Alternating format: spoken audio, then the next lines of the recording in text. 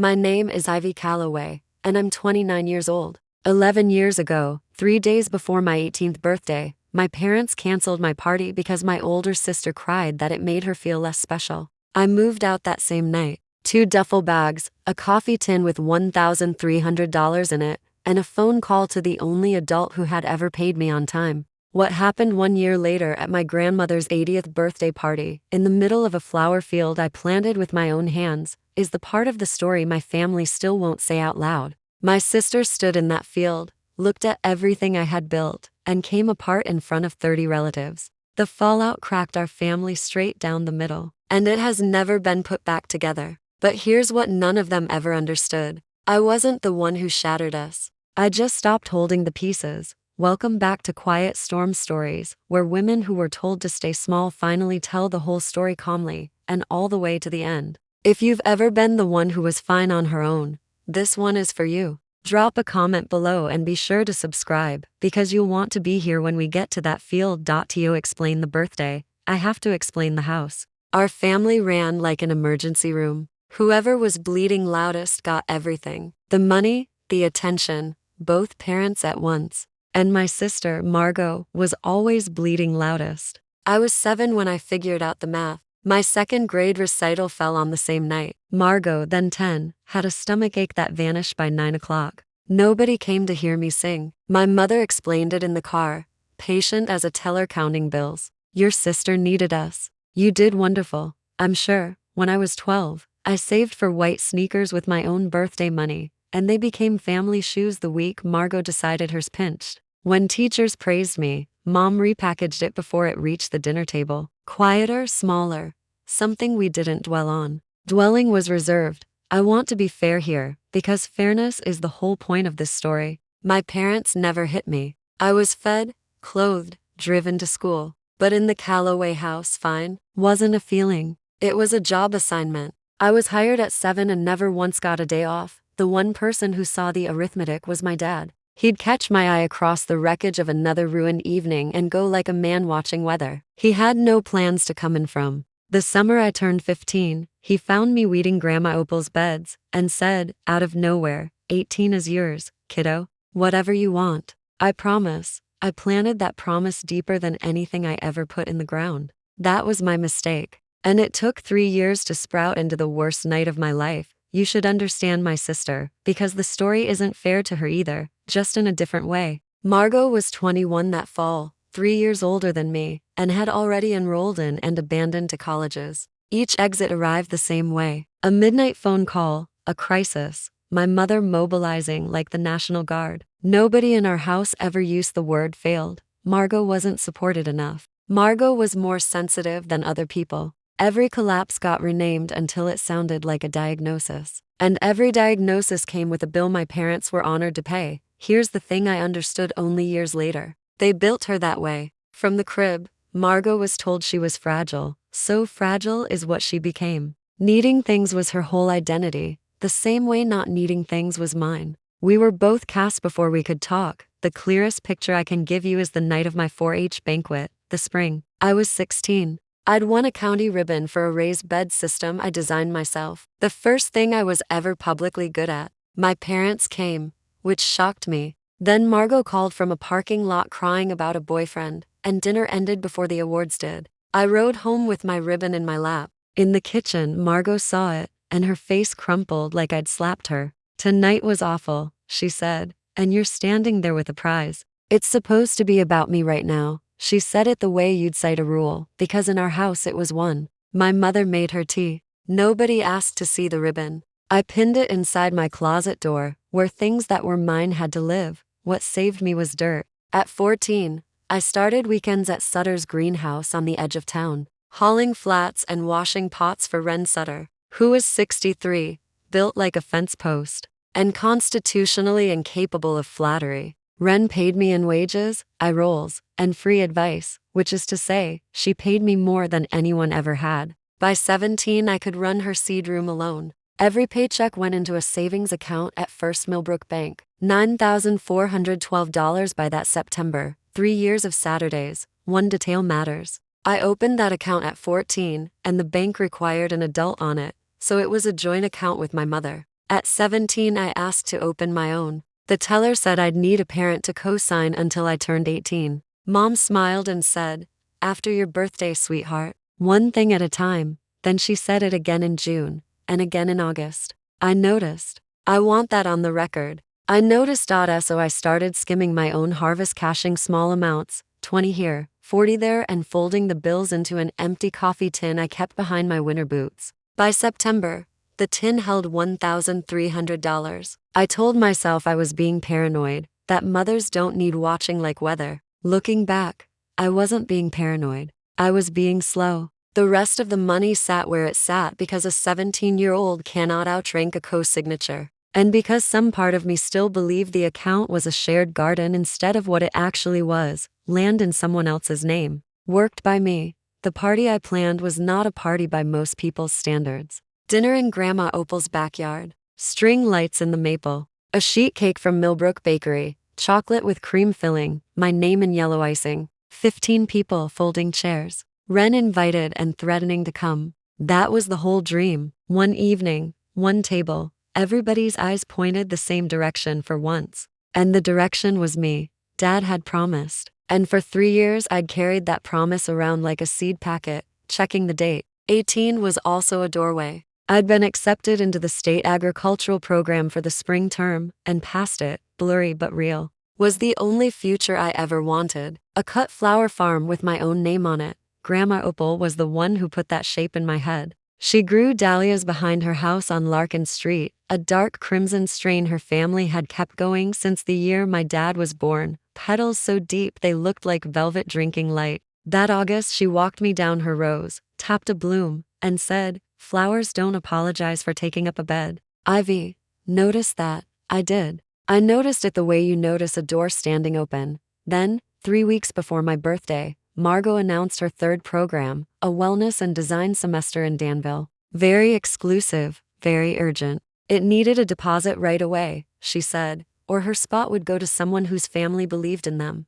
I remember exactly where I was standing when she said it, because the kitchen went quiet in a way I'd been trained since childhood to read. Quiet in our house was the sound of money changing direction. Margot lasted 11 days in Danville. 4 days before my birthday, a Friday, she came home at 1 in the morning. I heard the front door, then the particular register of her crying, the one that meant furniture was about to be rearranged around it. By breakfast, the house had a new gravity. Mom moved through the kitchen like a triage nurse, murmuring into her phone. Dad sat with his coffee and studied the table. Margot held the middle of the couch, wrapped in the good quilt, narrating the unfairness of Danville to anyone who passed. I made toast and said nothing, which was my job. That evening I heard Mom in the hallway on the phone with Aunt Deb, my dad's sister. Her voice had its planning tone, low and smooth, the one she used when a story was being fitted for public wear. I caught the phrase, "What's best for the family right now," and the smaller phrase after it,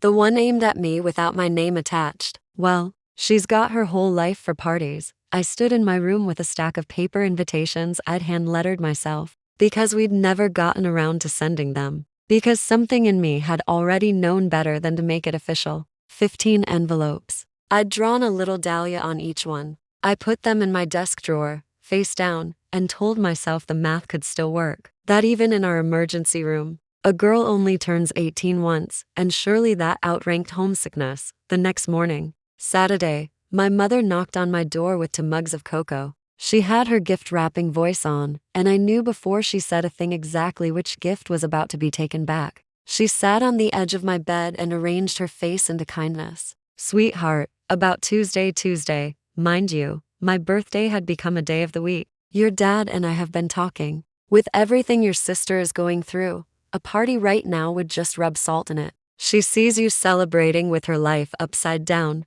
Honey, it would break her."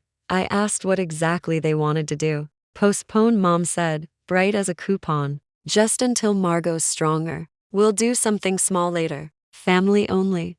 Later." In the Calloway house, later was where my things went to die. I looked at her and did something I had never done at that kitchen table in my life. I asked the real question. "When was my turn scheduled, Mom?" Her face flickered, then settled, and she said the sentence that has followed me for 11 years. "Oh, Ivy, don't be dramatic. You've always been fine on your own." There it was. The family constitution read aloud at last. Being fine was my contribution, the tax I paid so the household could balance. Behind her, my dad appeared in the doorway, and this is the part that stayed sharp longer than any of it. He looked at me and he knew. 18 is yours, kiddo, I promise. He put one hand on the doorframe, opened his mouth, and then Margot called from downstairs, wet and urgent, and the doorway was empty. 30 seconds, maybe less. That's how long a 3-year promise takes to fold. Mom squeezed my knee on her way out. You'll understand when you have a sensitive child, she said. I sat very still after they left, listening to the house arrange itself around my sister one floor down. I didn't rage and I didn't beg. And if you've ever been the strong one, you know why. Practice. What I did was open my laptop and check the balance on a savings account. Then that evening, the bakery called. Not to cancel, the girl from Millbrook Bakery was calling to confirm the changes on order 41. I said I hadn't made changes. She read them to me anyway, cheerful, oblivious, each word landing like gravel. Same cake, new pickup day, Saturday. New inscription. They'd kept my chocolate sheet cake, the one with cream filling I had chosen in July, and had my name scraped off the ticket. It now read, "Welcome home, Margot." There was going to be an encouragement dinner the following Saturday night. 4 days after my birthday would have passed uncelebrated. And the guest list, I learned later, overlapped mine almost exactly. Same aunts, same cousins, same folding chairs. My party hadn't been postponed. It had been harvested for parts. I thanked the bakery girl, because none of it was her fault, and hung up, and stood in my room while something in my chest went very quiet and very level, like a field after the combine passes. People think decisions like mine are made in flames. Mine wasn't. It was made the way frost comes. Clear sky, no wind, everything simply done growing. I took my 2 duffel bags down from the closet shelf. I packed work clothes, boots, the ribbon off the closet door, the 15 envelopes I never sent. I dug the coffee tin out from behind my winter boots and counted it by touch. Then I sat on my bed and made one phone call to the only adult who had ever paid me on time and on purpose. Ren Sutter listened for about 10 seconds. The loft over the seed room has a bed in it, she said. It's drafty. Rent's $40 a month, and you'll earn it before sunrise. Come or don't. My birthday was still 3 days away. I didn't wait for it. I moved out that same night. Leaving a house you grew up in takes about 4 minutes, if you've been packing your whole life without knowing it. I came down the stairs with a duffel on each shoulder. Mom was at the kitchen island with her tea. She looked at the bags, then at me, and chose irritation over alarm. Oh, for heaven's sake, Ivy, don't be theatrical. Where exactly do you think you're going? I said I had work in the morning, which was true, and left the rest. Margot watched from the couch with the quilt pulled to her chin. And for half a second something crossed her face that looked almost like envy. Of the bags, of the door, of a person who got to be the one leaving. Dad followed me onto the porch. He pressed a folded envelope into my hand. $60, in 5s and 10s, the cash of a man who'd been quietly emptying his pockets into a drawer for a while. Call your grandmother Sundays, he said. She'll worry. He didn't say don't go. We both heard him not say it. I walked the 2 miles to Sutter's greenhouse under a September sky the color of a bruised plum. And when I let myself into the seed room, the warm smell of soil met me like somebody glad I'd come. The loft was drafty, exactly as promised. I lay on the narrow bed and understood something I'd been circling for years. Being fine was the rent I paid to live in that house. That night, I stopped paying. 3 days later I turned 18 over a grocery store cupcake with 1 candle Ren stuck in it, embarrassed by her own gesture. Then Wednesday morning I went to the bank to collect my 3 years of Saturdays, and that's when the teller's face changed. I'd come in to open my own account, finally, no co-signer needed, and slide my savings across the desk into it. The teller pulled up the joint account, and her smile did that thing bank smiles do when the screen disagrees with the customer. The balance was $912. $8,500 had been withdrawn 3 weeks earlier. Right around the time Margot's very exclusive Danville program needed its deposit right away, every stall made sense at once. After your birthday, sweetheart. One thing at a time. My mother hadn't been forgetting to co-sign my paperwork. She'd been keeping the gate open until she was done using the field, and here is the part I want every listener to sit with. It was completely legal. A joint account belongs to both names on it. She didn't steal a dime, as far as the law is concerned. She just spent my 3 years of Saturdays on a program my sister quit in 11 days. I called her from the parking lot. She didn't even pause. Family money goes where the family needs it, Ivy. Your sister's future was on the line. You're young and you're healthy. You'll earn it back in no time. Then, gentler, like a tip left for a waitress. This is what families do. I went back inside, withdrew the $912, and closed the account with both hands steady. I waited until I was in the truck Ren had lent me before I let them shake. By Sunday, my mother had already told the family her version of everything. The party, the bags, the bank. I found that out from a voicemail. It seems I was now the villain of a story I hadn't even been allowed to read. The official Calloway family version went like this. Ivy threw a tantrum over a birthday party, abandoned her sister in a mental health crisis, and stormed out to punish everyone. It played at church. It played at the hair salon. It played especially well with Aunt Deb, my dad's sister, who left me the voicemail. I'm just disappointed, honey. Your mother is heartbroken. A party, Ivy? Really? I didn't call back and argue, and I want to explain why, because it wasn't weakness. My mother had been rehearsing the family narrator role for 52 years. Arguing with her in front of her audience was playing an away game against a Hall of Famer. I decided my side of the story would have to grow up out of the ground, where nobody could talk over it. The first Sunday of October, a mud-brown sedan crunched into the greenhouse lot, and my grandmother Opal climbed out of it. 79 years old, cane in one hand, a showbox under her arm. She looked around the seed room like a woman inspecting a fence line, then set the box on the potting bench. Inside, packed in wood shavings, were dahlia tubers, knobby, ugly, miraculous things, dug from the crimson row behind her house on Larkin Street. Her family had kept that strain alive since the year my father was born. You know what these are? She said. It wasn't a question. Plant them somewhere they'll get looked at. Then she patted my cheek with a hand like paper and said she was missing her program. I made it all the way to her taillights before I finally came apart. And I want you to notice it took a kindness to do it. Being robbed hadn't managed. Being handed something did. That fall and winter my life shrank to a rhythm you could set a watch by. Greenhouse from 5:30 to 2, hauling, watering, learning Ren's seed room like scripture.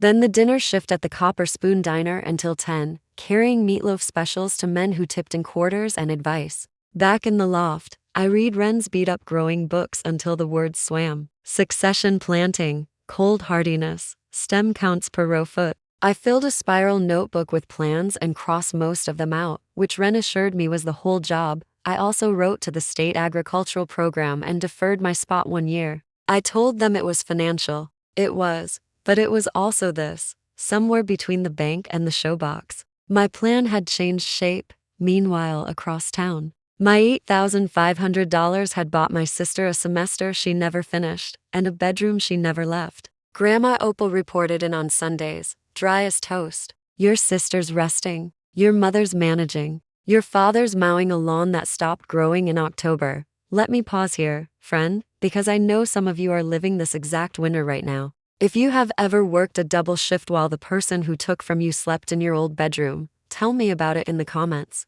I read everyone. And if this story is starting to feel like your story, take 1 second and subscribe. Because the next part is where the ground starts to turn. Thanksgiving was coming. And my mother has never in her life let a holiday go unused. She called the Monday before, voice warm as a casserole. We want you at the table, sweetheart. This silliness has gone on long enough. We're prepared to put the whole outburst behind us. I asked what putting it behind us involved. Because with my mother, forgiveness always came with paperwork. She laid out the terms like she was reading a recipe. I would apologize to Margot in front of the family for making her set back about me. I would move back into my old room, where they could keep an eye on me. I would contribute to the household now that I was so keen on working. And I would let go of this little gardening phase before I embarrass myself further. I remember looking out the loft window at Ren's empty backfield while she talked. 2 acres of dead grass with frost on it, and feeling the strangest calm.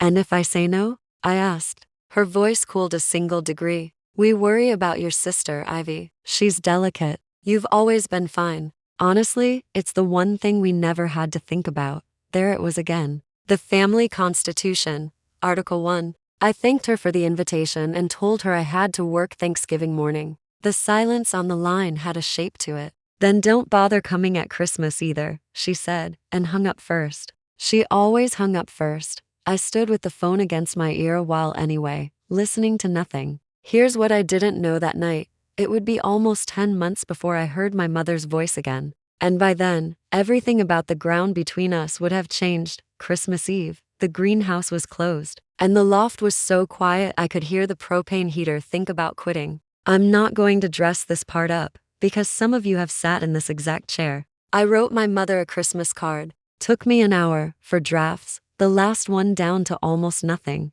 "Merry Christmas, Mom. I'm safe. I'm working." Then I sat with the stamp on my tongue and understood, with a clarity that tasted like glue, that I wasn't writing to my mother. I was writing to a mother I had invented, one who would read it at the sink and soften and drive over with cocoa. That woman didn't live at my parents' address. I put the card in the drawer with my 15 unsent invitations. The collection was growing.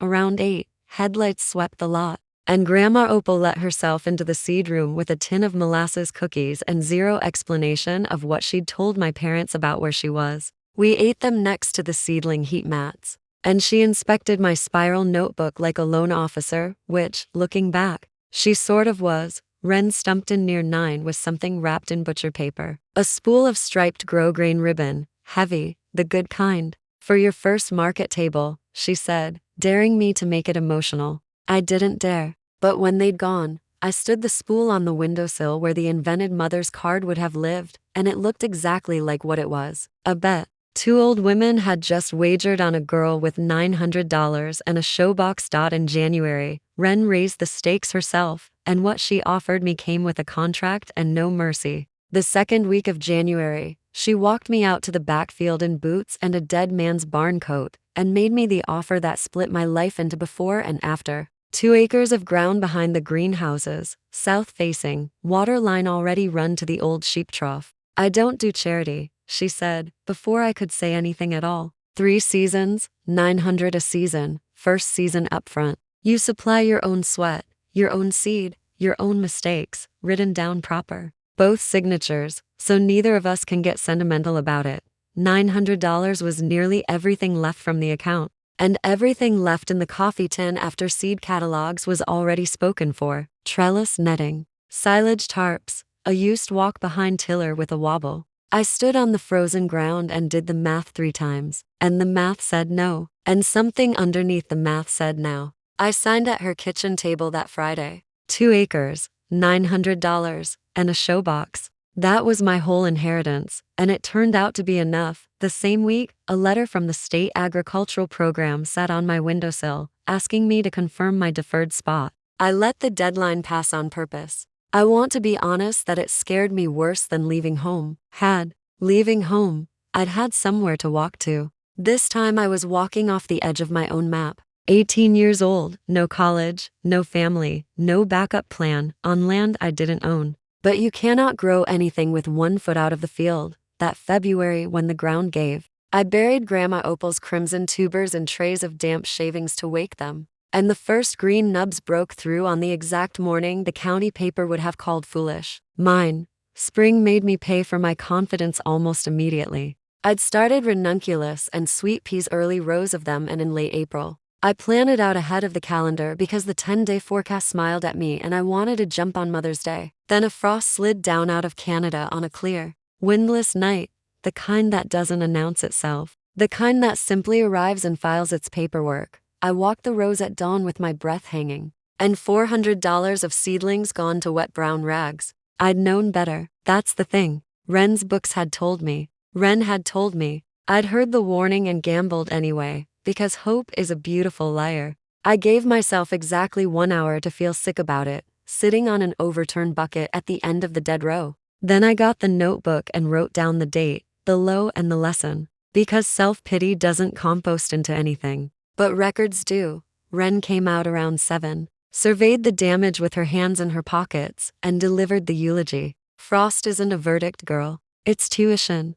We were planted. I leaned harder on the tough things. Zinnias, cosmos, sunflowers, snapdragons under low tunnels, and I babied the dahlias in their trays like a maternity ward, because those weren't just plants. Those were the only heirloom anyone had ever handed me. By the last week of May, the field had gone from graph paper to green rows, straight enough that Wren grunted at them, which from Wren was a parade. And by the first Saturday of June, I had a problem I'd never once planned for in the spiral notebook. Buckets and buckets of flowers, cut, conditioned, gorgeous. And not one single place to sell them. The Millbrook Farmers Market rents you 8 feet of Saturday for $15. I took the space between a honey guy and a woman who sold goat soap, set up a borrowed card table, and dressed it with Wren's striped ribbon and a chalkboard I'd lettered at midnight. Mix bouquets, $15. Zinnias like carnival glass, cosmos, snapdragons, blue bachelor's buttons. I'd wrapped 30 bouquets in craft paper, and was quietly terrified of coming home with 29. The first customer was a retired teacher who bought 2 and told me nobody had sold real flowers at this market in years. By 10:30 I was restocking from buckets under the table. By noon I had sold clean out $340 in a cigar box, most of it in fives, and my cheeks aching from a shape they weren't used to holding. I'm not going to pretend $340 is well. It was less than a week of double shifts. But every bill in that box had been photosynthesized out of ground I'd rented with my own signature. And money like that weighs different. Word moved the way word moves in a town like Millbrook. 2 church ladies from my mother's own congregation stopped, recognized me, and got very busy smelling the sweet peas. And before the market even closed, my phone buzzed with a number I hadn't seen since Thanksgiving. One line. A market stall. Congratulations. That was the entire message. And if you've ever had a mother like mine, you heard the tone of it exactly. Congratulations, pronounced the way you'd say, oh honey. I read it twice, put the phone in the cash box with the fives, and sold the last 3 bouquets. I never did answer it. The field answered for me all summer long. In July, a bride named Paige stopped at my stall, got teary over the snapdragons, and asked if I did weddings. I said yes with the immediate confidence of someone who had never done a wedding. $850 for late August bridal bouquet, 5 jars per table, arch flowers. I spent 2 weeks reading and 1 sleepless night floating stems in every vessel Wren owned. Hauling it all in a cooler I'd rigged from a chest freezer box and bagged ice, and late August is when the dahlias came in. Grandma Opal's crimson broke open, fat as saucers, that impossible velvet red, and I built Paige's bouquet around 9 of them. At the reception, 3 separate women asked the caterer who did the flowers. The caterer pointed across the room at me. The Dahlia girl, she said, and it stuck the way only accidental names stick. Paige's mother booked her anniversary party on the spot. 2 bridesmaids took cards I didn't have yet, so I wrote my number on craft paper in florist's crayon, and Wren laughed at me the whole drive home. Something had shifted, and I could feel it the way you feel a season change through a window before you open the door. The stall was no longer a stall. It was becoming a thing that needed a name. By Labor Day weekend, it had one. My best friend, Josie Farrow, had been showing up on Saturdays since June, first for gossip, then for pay. She's the one who sanded an old fence board, painted Callaway blooms on it in buttermilk white, and screwed it to the market stall before I could vote. Callaway blooms. My name in paint, in public. I stood there feeling naked about it, which tells you everything about how I was raised. By September, the operation looked like an actual business, if you squinted with kindness. 25 porch subscription customers took a wrapped bouquet every Friday. Peak market Saturdays cleared $600. Paige's wedding photos were making the rounds of every engaged girl in the county. I paid Wren for season 2 in full, early, in cash. Mostly to watch her fight down a smile, and she took it and said the trellis rows were crooked. Which in Wren meant congratulations. Here's what I want you to notice. Though, because it matters for what's coming. I still worked the back of the stall. Josie chatted the customers. I kept my hat brim low and my hands busy. Some habits are load-bearing. Being seen still felt like standing in a doorway I wasn't invited through. Meanwhile, Grandma Opal's Sunday bulletins kept coming. Margot had quit an online course in June and gone quiet. My mother had stopped mentioning me at church, which Opal said was its own kind of mention. The whole town was doing arithmetic. My mother couldn't stop. A girl who supposedly stormed off over a party doesn't usually surface a year later with a field, a sign, and a waiting list, and then the Tuesday after Labor Day. A number I didn't recognize lit my phone. The county paper. And the first thing I told that nice reporter was no. Her name was Nora Fenwick, and she wrote the county paper's farm and table column. Somebody at the market had tipped her I suspected the goat soap woman, who considered my life a serial drama. Nora wanted a profile. Young grower, heirloom, dahlia, the whole thing. And my mouth said, oh no, thank you, before my brain even sat up. The reflex of a girl trained from birth to hand the microphone down the table. I told Ren about it that evening, expecting agreement, because Ren regarded publicity the way she regarded aphids. Instead, she set her coffee down with a click. Girl, for a year other people have been telling your story at every supper table in this county, and you handed them the pen because keeping your head down felt like good manners. She pushed the mug away. You hide your face, they'll keep writing your story for you. That reporter's offering you the pen back. Take it. I called Nora back the next morning. She came Thursday with a photographer, walked my rows for 2 hours, and asked questions nobody in my family had ever asked me. Why dahlias? Why flowers at all? What the frost had taught me. What the sign meant. When the photographer looked for a backdrop, I did the bravest thing I'd done since a September night with 2 duffel bags. I didn't hide behind an armload of stems or put Josie beside me. I stood alone, dead center in the crimson row, in my work apron, dirt on my knuckles, and looked straight into the lens. The story ran the following Thursday, front of the features section. By that Thursday noon, my mother had read it. By that Thursday night, so had every single person she'd ever handed her version to. The headline read, "The 18-year-old behind Callaway blooms." There was the field, the sign, the velvet red dahlias, and me looking at the camera like a person entitled to be in a photograph. Nora had written it clean and warm. The greenhouse job at 14, the lease 2 acres, the frost, the wedding, the heirloom tubers from my grandmother.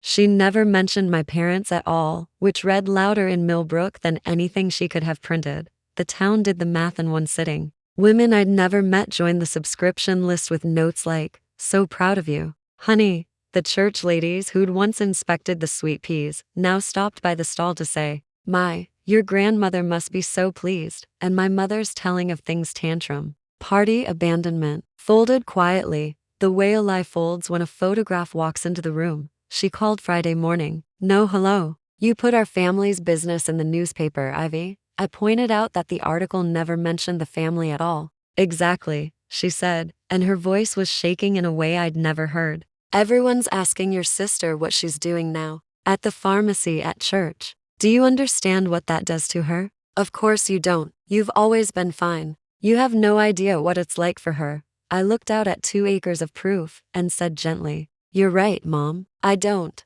And then, for the first time in my entire life, I hung up first. Margot, for her part, said nothing at all. No text, no message through Opal. From a house where feelings were broadcast at full volume, silence was a new instrument. I should have wondered harder what it was tuning up for, because the next call came from my grandmother. With a demand. Grandma Opal turned 80 at the end of September, and she called me herself, which she did, roughly never. Phones being, in her view, a fad. "They're planning my birthday," she said. "Deb wants the church hall. Your mother wants the house, where she can manage things." A pause, and I could hear her smiling around her own idea. I told them I've sat in both those rooms for 80 years. I want my party in your field, in the middle of something honest. I already told the whole family. I announced it so nobody could wiggle. I sat down on a bucket. My field, 30-odd Callaways and Callaway-adjacent relatives, including 2 parents and 1 sister I had not laid eyes on in a year, standing in the middle of everything I'd built out of the wreckage they'd handed me.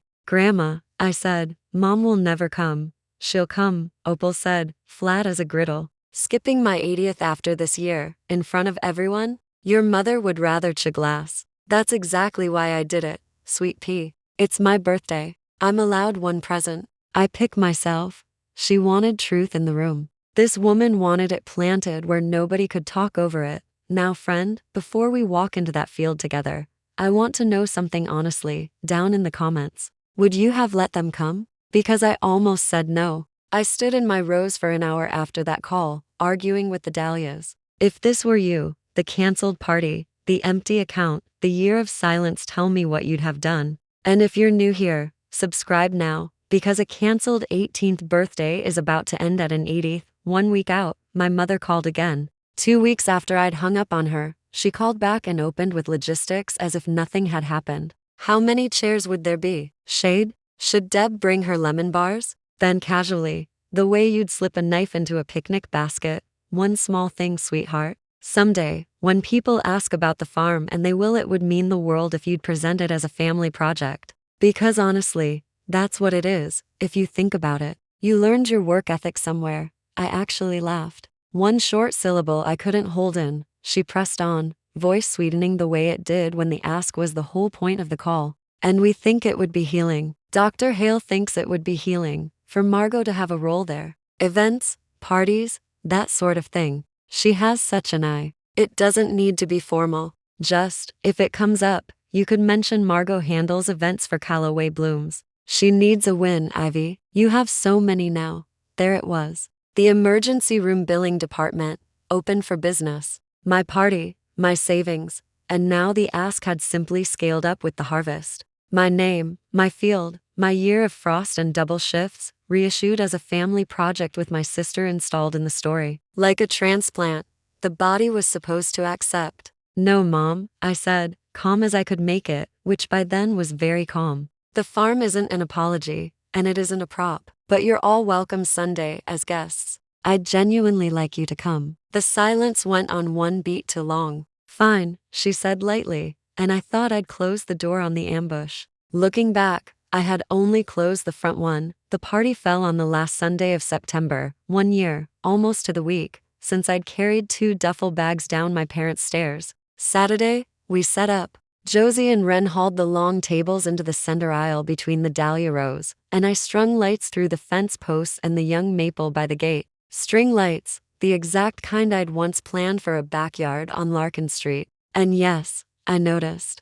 And yes, I hung them anyway. We cut 200 stems of opals crimson and stood them in zinc buckets down the tables. The field was at its absolute peak, that late September flush, when dahlias burn brightest right before frost, as if they know. Mid-afternoon, a familiar truck eased up the lane. My father alone, with 40 folding chairs from the church hall. We hadn't stood face to face in a year. He got out, looked down the rows for a long moment, and said, "Ground drains good here." That's a love letter, in my father's dialect. We set up chairs together for an hour, mostly quiet. Twice he stopped, straightened, half-turned to me with his mouth already open, and both times folded whatever it was back up and put it away, like the $60 in fives. At the gate, leaving, he tried again, and got as far as, "Your grandmother's real proud." Then he drove off toward the house, where my mother was, no doubt, ironing the outfits and the story both. Josie found me watching the taillights.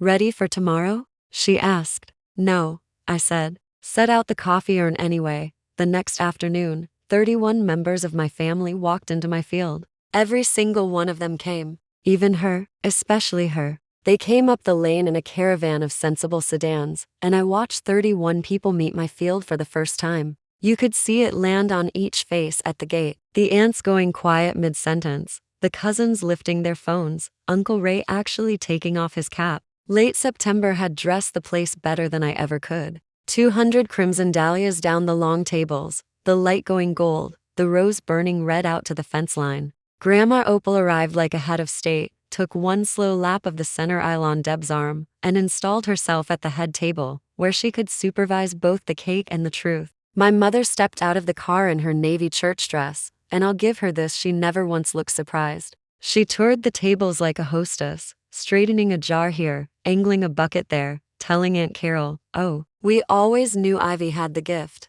She gets it from my side." I grew things before the girls came along, smooth as fondant. A year of tantrum and abandonment, repaved in one afternoon into we always knew. I let it go by. The field didn't need me to argue for it. Margot came last. 40 minutes late, in a dress too formal for folding chairs, hair done like armor. She hugged Grandma Opal for the photo, took a glass of lemonade she didn't drink, and then drifted the perimeter alone, reading my life like an audit. I watched her stop at the gate, where Josie's fence board sign hung, Callaway Blooms, buttermilk white, and stand in front of it, very still. For longer than anyone stands in front of a sign, Deb appeared at my elbow with lemon bars and a look. "You okay?" she asked, and it was the first question she'd asked me in a year that wasn't an accusation.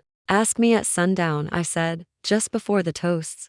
I went to cut a few last stems for the cake table, and found my mother standing alone at the far end of the crimson row, where the party noise thinned out to bees. She didn't hear me coming. She was touching one of the big saucer blooms with 2 fingers, barely, the way you'd touch a sleeping baby, or a stove you suspect is hot. And her face had gone somewhere. I'd never once been invited. We had rows like this, she said, not really to me. Behind the house on Delancey Street. I started a whole flat of seeds the spring I was 19. Zinnias, asters. I had a notebook. I stood still the way you do when a wild thing hasn't spotted you yet. Then your grandma Ellen got sick, and it was 2 years, start to finish. And I was the one Denny couldn't handle hospitals. So it was me, every day, before work and after. Her fingers left the pedal. He got the truck when she passed, you know. Everyone said he'd been through so much. My flat of seeds dried up on the windowsill. Nobody watered it. Everybody was busy telling Denny how strong he was going to have to be, for the length of one breath, standing in the row my hands had made. I saw her whole. A girl with a notebook, milled through the same machine 30 years before me. My throat undid itself. I almost said, Mom, I know. That's the closest we ever came, and I mean in my entire life. Then she felt me there, and her spine reassembled, and the visitor left her face like a light switched off in a farmhouse window.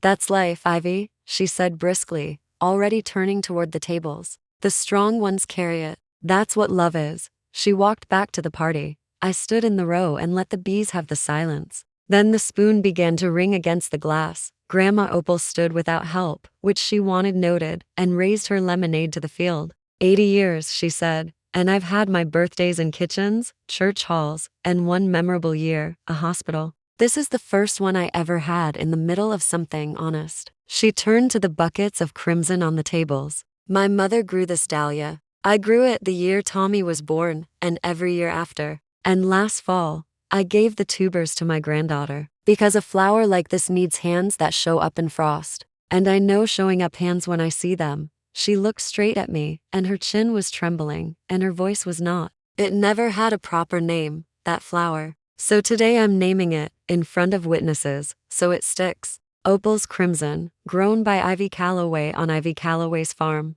This field is the most honest thing this family has grown in 30 years. The applause came warm and real, and 31 faces turned toward me. And for once in my life, I stood in the light and did not check the exits, and that is the exact moment my mother rose from her chair, glass high, smile wide, and rode the applause like a woman catching a departing train. And one more piece of happy news, everyone, while we're all together, her voice carried to the fence posts. You've all read about our ivy in the paper. Well, Calloway Blooms is becoming a true family business. Margot, honey, stand up. Margot's going to be running all the events and parties here at the farm. Both our girls together. We are just so proud of our girls. The clapping started up again, uncertain, the way crowds clap when something feels off, but nobody wants to be the first to notice. Down the table, Aunt Deb's eyes found mine and asked the question, and beside my mother, my sister was rising slowly to her feet, glass in hand,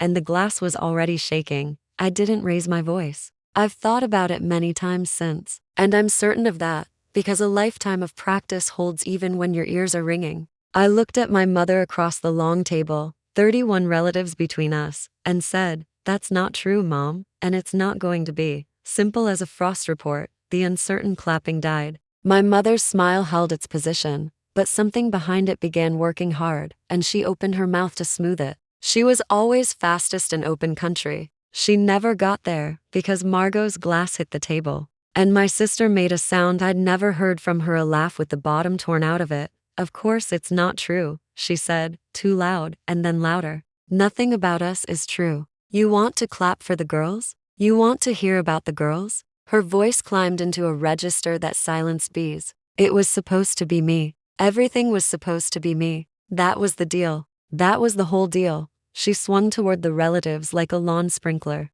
"You think she built this alone? You know, they canceled her 18th birthday because I cried, canceled the party, kept the cake, changed the name on it, my name. I ate that cake." She was crying now, mascara going. 22 years of curated fragility burning off like fog. And the money? Oh, you should know about the money. They took her savings. $8,500. Her money, her paychecks. And they poured it into me, into Danville, and I flushed it in 11 days, like I flush everything. My mother was on her feet, saying her name in that emergency room voice. Margot, sweetheart, you're not well. And Margot wheeled on, her arm flung wide, and her hand caught the zinc bucket at the head table. It went over slow, the way disasters do. Water sheeted across the linen. 24 stems of opals crimson spilled and rolled onto the September grass. Red on green, in front of the entire family, and in the ocean of that silence. Aunt Deb stood up, white to the lips, looked at my mother and said,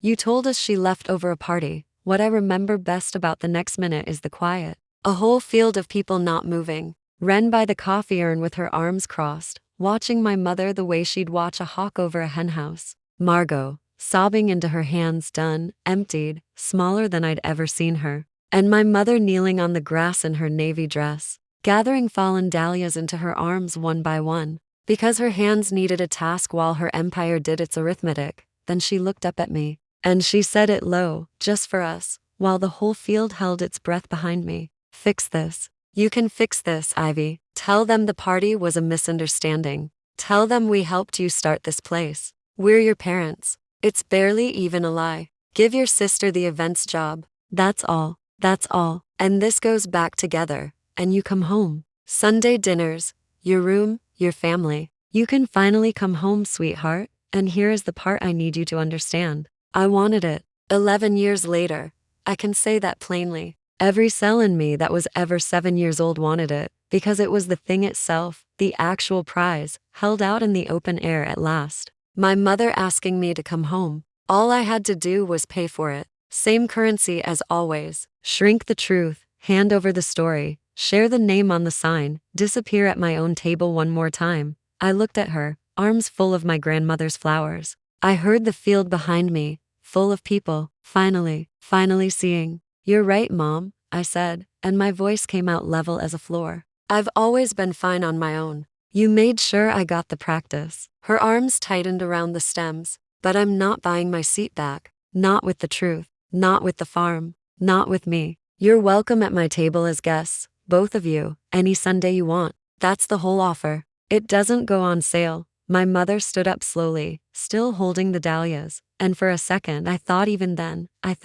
Then she laid them on the table like evidence, took Margot by the hand, and walked out of my field without looking back. She never has. The party didn't end so much as exhale. Opal announced to no one in particular that it was the best birthday she'd had in 80 years, and she'd thank people not to argue. And somehow that gave everyone permission to stay another hour. Deb cut the cake with shaking hands and kept looking at me like a woman rereading a letter she'd filed wrong.